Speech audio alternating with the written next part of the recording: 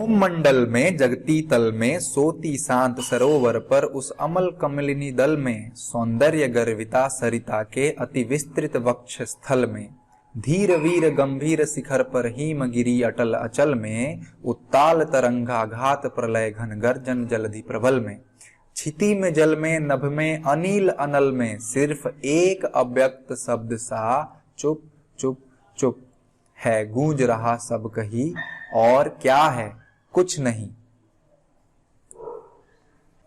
तो सबसे पहले कठिन शब्दों के मतलब जान लेते हैं। पहला है व्योम मंडल यानी आकाश, अगला है जगती तल यानी पृथ्वी, फिर है अमल यानी स्वच्छ, अगला है विस्तृत यानी विशाल, सौंदर्य गर्विता यानी सौंदर्यवती सुंदरता से भरी हुई, विस्तृत यानी बड़ा, उत्ताल यानी ऊंचा या फिर ऊंची, अगला तरंगाघात यानी तरंग का घात यानी तरंग से मिला चोट, प्रबल यानी शक्तिशाली, क्षिति यानी पृथ्वी, अनिल और अनल में यानी पानी और आग में, अव्यक्त यानी अस्पष्ट। यहाँ संध्या काल के आगमन के साथ ही सरोवर भी शांत हो गया है और उसके ऊपर विकसित कमलिनी का दल भी शांत रूप से सो रहा है।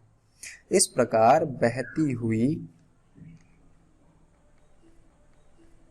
नदी के विशाल वक्ष स्थल पर शांति छा गई है और अचल अटल हिमालय पर्वत के शिखरों पर भी नीरवता व्याप्त हो गई है। यही नहीं, जो सागर अभी कुछ देर पहले प्रलयकालीन बादलों के समान अपनी ऊंची ऊंची लहरों के आघात से भयानक गर्जना कर रहा था, वह भी संध्या के समय शांत हो गया है।